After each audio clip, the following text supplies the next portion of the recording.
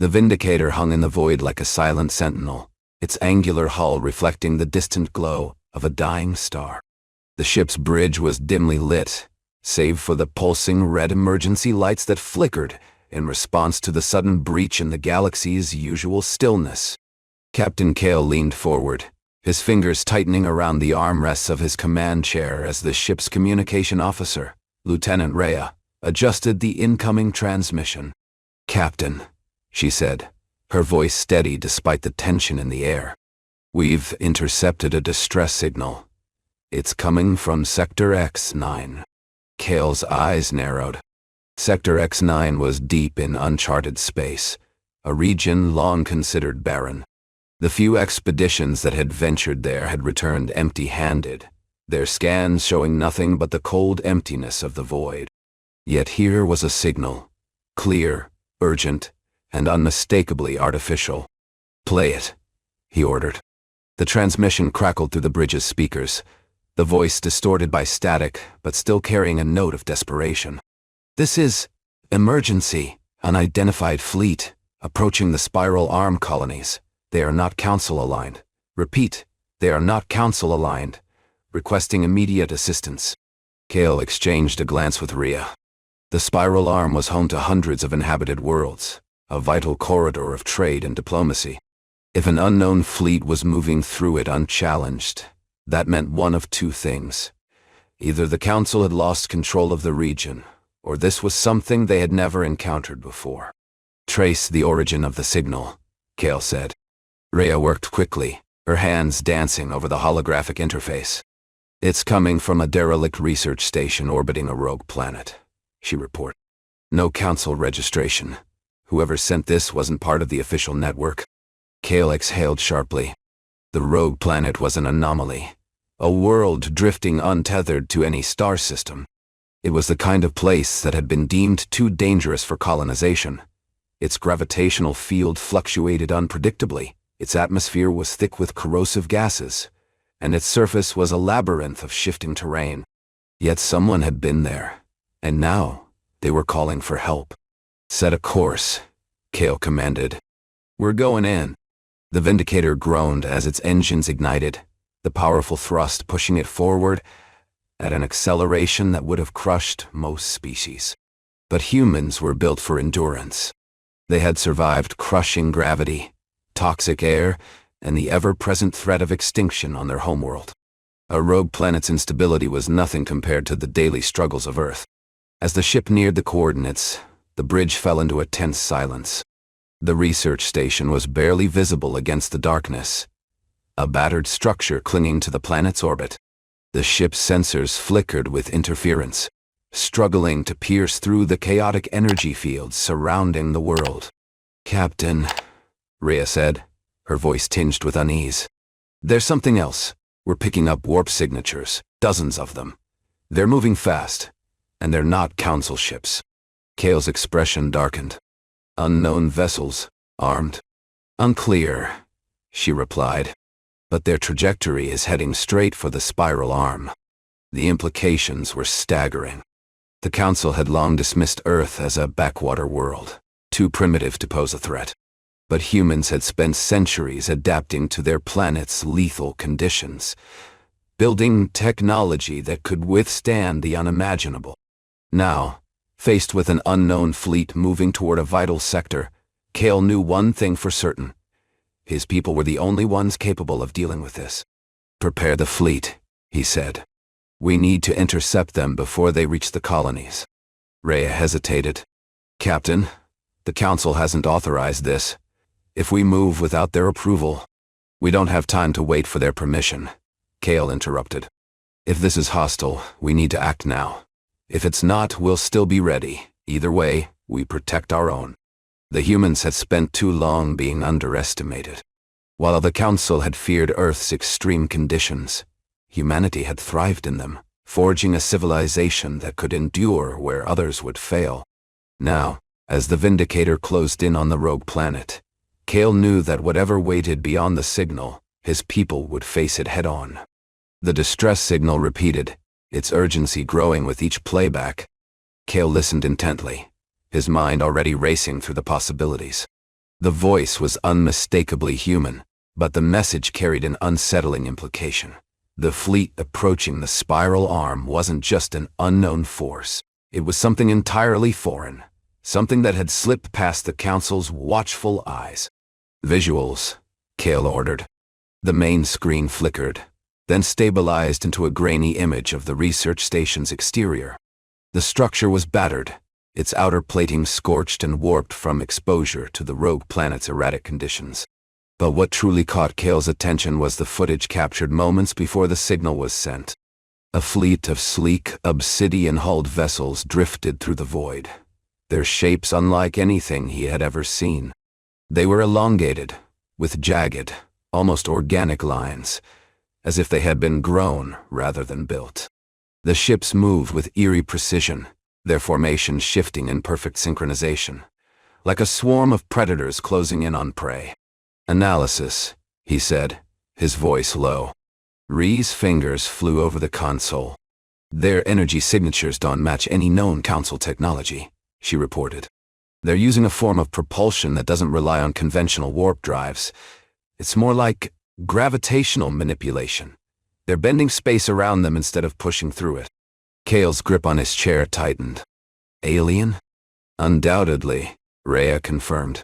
"And they're moving fast. If they maintain their current trajectory, they'll reach the spiral arm within hours." The implications were dire. The spiral arm was home to hundreds of worlds, many of them with populations unprepared for large-scale conflict. The Council had long dismissed the need for heavy defenses in the region, believing it too far from any known threat. But now, an unknown force was closing in, and the humans were the only ones who could respond in time. "Captain," Rhea hesitated, then continued, "we just picked up more data from the station. It looks like they recorded a visual before transmitting the distress call." Kael nodded. "Show it." The screen shifted, revealing a grainy but unmistakable image of a bridge filled with figures unlike any he had seen before. The aliens were tall, their elongated limbs and translucent skin giving them an almost ethereal appearance. Their movements were fluid, their eyes glowing faintly as they studied the holographic displays before them. One of them stepped forward, its voice distorted but firm. "This is the Kryxian Dominion," the alien said, its accent clipped and mechanical. "We have identified the spiral arm as a region of strategic importance. Our vessels will claim it in the name of the Dominion. Resistance will be met with immediate force." The message cut off abruptly, but the meaning was clear. The Kryxians weren't explorers or traders, they were conquerors. Kael exhaled slowly. He had expected many things when he took command of the Vindicator, but not an invasion on this scale. The Council had spent centuries avoiding Earth, fearing its extreme conditions and the humans who had survived them. They had underestimated humanity, assuming that a world of crushing gravity and toxic air would produce only savages. But Earth had forged warriors, people who had spent lifetimes adapting to the impossible, who had built ships capable of withstanding forces that would tear others apart. "Send a priority transmission to Earth Command," Kael said. "We need reinforcements. If the Kryxians think the spiral arm is an easy target, they're about to learn just how wrong they were. The humans had been overlooked for too long. Now, with an alien force moving toward their territory, it was time to show the galaxy what a species born in a death world could truly do." The council chamber on Nalari Prime was a cacophony of voices, each species arguing in its own tongue, the air thick with tension and disbelief. The massive floating mist forms of the Nalari drifted near the ceiling, their luminous bodies pulsing with anxiety. Below them, the Vortari, a reptiloid species with iridescent scales, hissed and coiled in frustration, their long tails lashing against the polished floor. The Oxari, a towering crystalline race, stood rigid, their multifaceted bodies reflecting the emergency lights in fractured patterns. Director Arya Voss, the only human in the chamber, watched the chaos unfold with a mix of amusement and concern. She had spent months navigating the council's bureaucracy, carefully inserting herself into the diplomatic fold as a cultural observer. Now the galaxy's most powerful governing body was on the verge of collapse, and the reason was staring them all in the face. A holographic projection of the Kryxian fleet dominated the chamber's central display. The alien vessels, sleek and menacing, were unlike anything the Council had encountered before. Their propulsion system, based on gravitational manipulation rather than traditional warp drives, made them nearly impossible to track. Their weapons systems were unknown, but the footage from the research station suggested they had already disabled the facility's defenses with terrifying efficiency. "The humans have been hiding this," one of the Nalari representatives shrieked, their voice echoing through the chamber. "They must have known about this fleet, about this Dominion. Why didn't they warn us?" Arya stepped forward, her voice calm but firm. "Because we didn't know," she said. The distress signal came from a rogue research station, not from Earth Command. "This is the first we've seen of the Kryxians, just like you." The Vortari delegate, High General Tsari, narrowed his serpentine eyes. "Then how did you respond so quickly?" The Vindicator was already en route before the signal reached us. Arya allowed herself a small smile. "Because humans don't wait for permission when lives are in danger," she replied. "We act." A murmur spread through the chamber. Some delegates looked skeptical, others intrigued.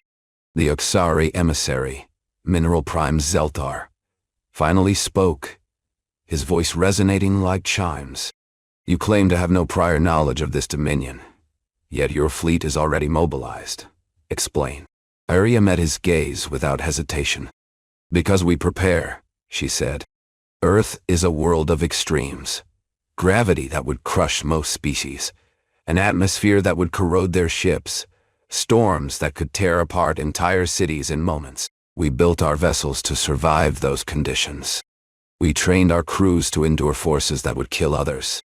And now, when faced with an alien force that the Council never anticipated, we are the only ones ready to act." Tsari's tail twitched. "You speak as if your kind is superior." Arya tilted her head. "I speak as if we are prepared. There's a difference." The chamber fell into uneasy silence. The Council had spent decades avoiding Earth, dismissing humanity as primitive, too dangerous, too unpredictable.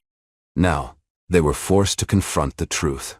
Their own fear had blinded them to the very real threat unfolding before them. Arya took a step closer to the central display.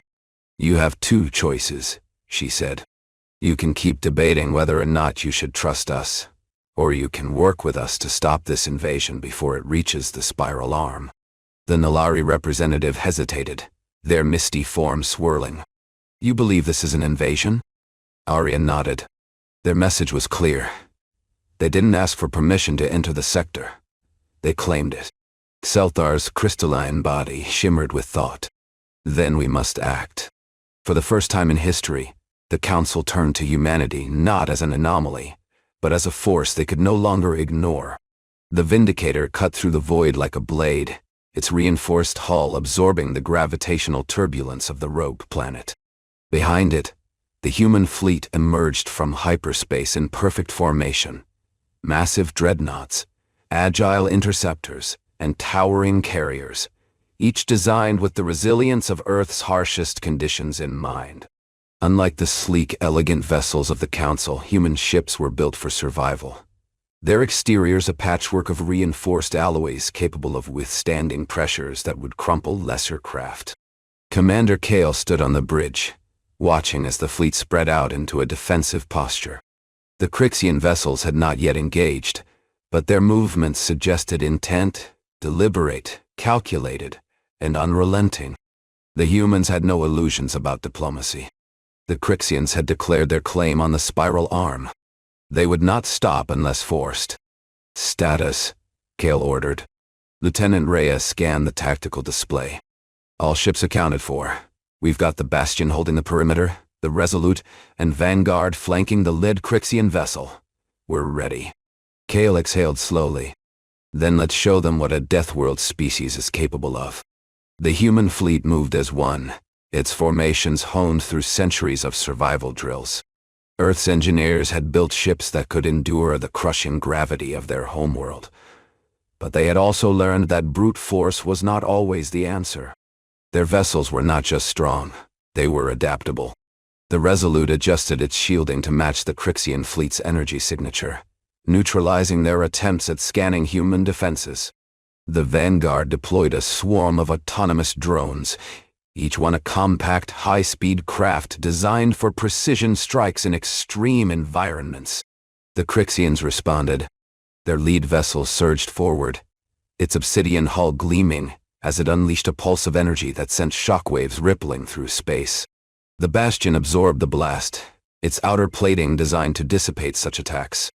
The ship's systems flickered for a moment, but the crew remained unfazed. They had trained for this. Countermeasure, Kael commanded. The Vindicator's engines roared to life, its propulsion system a marvel of human ingenuity. Unlike the Council's ships, which relied on conventional warp drives, Earth's vessels used a hybrid of gravitational manipulation and kinetic thrust, allowing them to maneuver with an efficiency that defied expectations. The Vindicator dove toward the Kryxian formation, its reinforced hull slicing through the energy pulses like a predator through prey. Targeting their propulsion nodes, Rhea reported. If we disrupt their gravitational field, they'll be stranded. Kael nodded. Fire.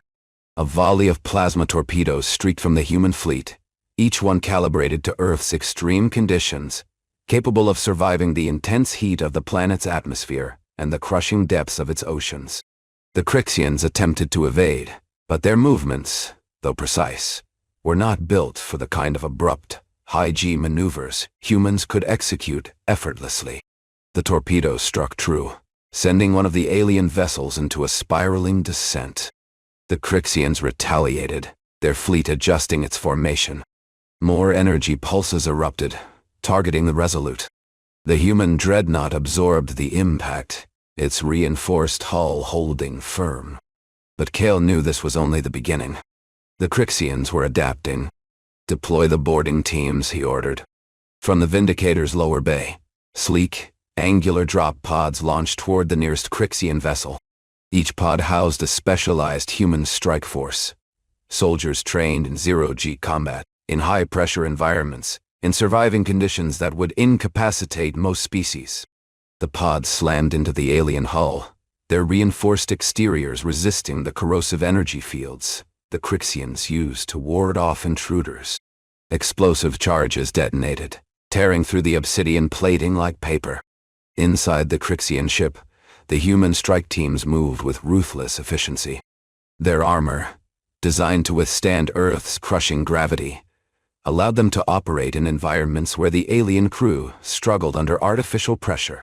The Kryxians were fast, their movements almost fluid, but they had never fought a species that thrived in conditions that would kill them. Kael watched from the bridge as the boarding team secured the vessel. "Report," he said into his comm. A voice crackled through. "Commander, we've breached their systems. They're not just invaders, they're scouts. The rest of their fleet is preparing to deploy." Kael's jaw tightened. "Then we'll make sure they never get the chance." The human fleet surged forward, its formation shifting with precision. The Council had spent centuries fearing Earth. But now, in the face of an alien threat, the humans were the only ones who could protect the spiral arm. And they would not hesitate. The Vindicator surged forward, its reinforced hull absorbing the shockwave from the Kryxian fleet's latest attack. Kael's grip tightened on the command chair as the ship's artificial gravity momentarily fluctuated, a side effect of the alien energy pulses disrupting the ship's systems. But the humans had long since learned to fight through adversity. Earth's crushing gravity had conditioned them for this. "Shields at 70%, Rhea reported. "We're holding, but their energy patterns are adapting." Kael studied the tactical display, watching as the Kryxians shifted their formation. Their ships, sleek and seemingly organic, moved with eerie coordination, their gravitational manipulation technology allowing them to reposition in ways that defied conventional physics. But humans had spent centuries mastering their own survival, on a planet where storms could level cities in minutes, where the very air was thick with corrosive elements, and where the only way to survive was to push beyond limits. "Divert auxiliary power to the kinetic stabilizers," he ordered. "We're not playing by their rules anymore." The Vindicator's engines roared as its internal systems recalibrated. Unlike the Council's ships, which relied on standard warp drives, Earth's vessels had been built to endure the impossible. The Kryxians thrived in the void, but humans had mastered environments where pressure and heat could crush lesser beings. Now, Kael would use that advantage. "Commander," Rhea called, "we're detecting a massive energy buildup in the lead Kryxian vessel.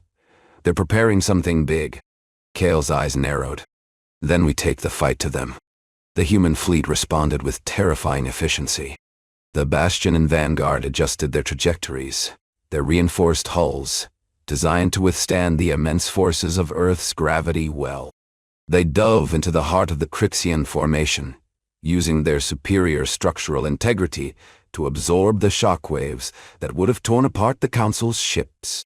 The Resolute, a dreadnought built from alloys found only in Earth's deepest trenches, launched a barrage of plasma torpedoes, each one calibrated to Earth's extreme conditions, capable of surviving the crushing depths of the ocean and the searing heat of atmospheric re-entry. The Kryxians retaliated, their obsidian-hulled vessels attempting to surround the human fleet. But the humans had no intention of engaging in a traditional battle. Their ships were not built for elegance or finesse. They were built to endure. As the Kryxian fleet closed in, Kael activated a new protocol. "Deploy the atmospheric disruptors," he commanded. From the Vindicator's underbelly, a series of specialized drones launched, their sleek forms designed for Earth's most volatile environments. Storms that could tear apart lesser ships, pressure differentials that would crush standard spacecraft. The drones carried a payload unlike anything the Kryxians had encountered before, a volatile mixture of high-density plasma and Earth's unique atmospheric elements, engineered to destabilize gravitational fields. The first drone struck the lead Kryxian vessel. The alien ship convulsed as its gravitational manipulation systems faltered, its hull unable to withstand the sudden shift in pressure. The Kryxians had built their ships to move through the void with ease, but they had never anticipated an opponent that could weaponize the very forces they relied on. "Commander, the Kryxian fleet is breaking formation," Rhea reported. "They're attempting to recalibrate their systems." Kael allowed himself a grim smile. "Then we don't give them time." The human fleet executed a maneuver that would have been impossible for most species. Using Earth's gravity-adapted thrusters, they executed a rapid high-G turn, closing the distance between themselves and the Kryxian ships before their opponents could stabilize. The Resolute and Vanguard deployed boarding parties, their drop pods slamming into the alien hulls with brutal efficiency. The human strike teams, clad in armor designed to withstand Earth's crushing gravity, moved through the Kryxian vessels with ruthless precision. Inside one of the Kryxian ships, Sergeant Lena Cade led her team through the dark, labyrinthine corridors. The air was thin, almost vacuum-like, but the humans had trained in Earth's most hostile environments, where pressure could crush unprotected lungs and where the very atmosphere could corrode flesh. They moved with purpose, their suits regulating oxygen levels, their bodies conditioned to operate under extreme conditions. "Commander," Lena called through the comm, "we've accessed their central systems. They're not just preparing for invasion. They're coordinating a full-scale takeover of the spiral arm." Kael's voice was calm. "Then we make sure they never get the chance." Outside, the battle raged. The Kryxians attempted to re-establish control, but the human fleet had already disrupted their gravitational field. The Vindicator launched a final salvo of plasma torpedoes, each one designed to withstand Earth's punishing storms. The explosion rippled through the alien formation, sending several vessels into uncontrolled spins. The Kryxians had underestimated them. They had expected the humans to be weak, unprepared. But Earth had forged something far more dangerous: survivors who had turned their planet's brutality into an advantage. And now, they were proving that in battle. The Vindicator's bridge was a battlefield of data streams, tactical updates, and the quiet hum of a fleet that had just turned the tide of the battle. The Kryxian fleet, once an unstoppable force, was now in disarray. Their obsidian-hulled vessels drifted in the void, some crippled, others already venting atmosphere. The humans had not just defended the spiral arm, they had shattered the enemy's momentum before they could even begin their conquest. Kael turned to Rhea. Status on the Council ships. She scanned the incoming reports. They held position at a safe distance, she replied. No casualties on their side, and they're requesting communication. Kael nodded. Patch them through. The main screen flickered, then stabilized to reveal the Nalari High Council chamber. The floating mist forms of the Nalari representatives hovered near the top of the room, their luminous bodies pulsing with uncertainty. Below them, High General Tsari of the Vortari sat rigid, his long, coiled tail twitching slightly. Mineral Prime Seltar of the Oxari stood with his crystalline form reflecting the emergency lights in fractured, shifting patterns. And in the center of it all, Director Arya Voss, the only human among them, watched Kael with a mixture of pride and relief. Captain Kael, Arya said, her voice carrying through the comm, you just pulled off what we thought impossible. Kael allowed himself a small smirk. We didn't think it was impossible, just challenging. Tsari's slit-like eyes narrowed. Your fleet moved through gravitational turbulence that should have crippled any ship. Your boarding teams operated in conditions that would have incapacitated our own. How? Kael exchanged a glance with Rhea before answering. Because we were born in those conditions. Earth's gravity is twice what yours can handle. Our atmosphere is toxic to most species. We built our ships and our bodies to survive forces that would destroy anything else. You feared our world, but you never understood what it made of us. Selthar's crystalline form shimmered with thought. We underestimated you, he admitted. We assumed that a planet with such extreme conditions would produce only destruction. Instead, you built endurance. You built adaptability. You built strength. Arya stepped forward. The Council needs to decide what comes next, she said. The Kryxians will regroup. This battle was a warning shot. If we want to protect the spiral arm, we need to act together. Kael exhaled. Then stop treating us like an anomaly. Stop watching us from a distance. If you want to stand against this threat, you need to trust us. You need to fight with us, not against us. Silence fell over the chamber. The Council had spent decades avoiding Earth, fearing its people, dismissing their potential. But now, in the wake of a battle they would have lost without human intervention, they could no longer deny the truth. Selthar's voice resonated through the chamber. Then, let us begin. The holographic display shifted, showing a new formation, one that included both human and Council ships. The first step toward unity had been taken, and for the first time, humanity was not just surviving in the galaxy. They were leading it. A year after the battle for the spiral arm, the galaxy had changed in ways no one could have predicted.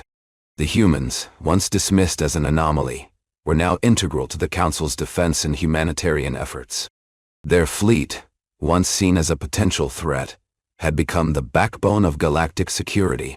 Earth, the so-called Death World, was no longer a place to be feared. It was a symbol of resilience, a proving ground for species seeking to push their limits. Across the spiral arm, new rescue and defense stations bore the unmistakable mark of human engineering. Massive orbital platforms, reinforced with alloys capable of withstanding pressures that would collapse standard structures, floated above once vulnerable colonies. These stations were not just defensive outposts, but hubs of knowledge exchange, where human and alien scientists worked side by one to refine technology that could endure the harshest conditions. Earth's expertise in environmental control, structural endurance, and survival under extreme forces had revolutionized the way other species approached space travel. On the surface of Earth itself, the transformation was even more striking. Where once the Council had hesitated to establish a presence, now embassies from dozens of species lined the newly built Galactic Exchange District in New Sydney, a city that had been rebuilt from the ruins of an ancient Earth settlement. Alien delegates, once terrified of the planet's crushing gravity, now trained in human-designed exosuits that allowed them to move with ease. The Vortari, whose delicate physiology had made them vulnerable to Earth's atmospheric pressure, had developed a new generation of adaptive armor inspired by human technology. The Oxari, whose crystalline forms had shattered under high G conditions, now had reinforced containment fields that mimicked Earth's gravitational stability. Perhaps the most profound change came in the form of the Unified Rescue Initiative, a joint program between humanity and the Council. Human and alien crews trained together in Earth's extreme conditions, submersible drills in the depths of the Pacific Abyss, high-altitude survival exercises in the Himalayan reclamation zone, and pressure simulations that mimicked the crushing forces of the ocean trenches. The program's graduates were no longer just rescuers. They were warriors of survival, capable of operating in any environment the galaxy could throw at them. The Kryxian Dominion had not returned, but their presence had been a wake-up call. The Council had learned that survival was not just about diplomacy or technology, it was about adaptation. And no species understood adaptation better than the humans. Kael stood on the observation deck of the Vindicator, now flagship of the Joint Defense Fleet, watching as a new formation of mixed human and alien ships prepared for their next mission. The Council had once feared Earth's harshness, believing it would breed only destruction. But now, they saw the truth. Earth had not made monsters. It had made protectors. And the galaxy would never be the same again.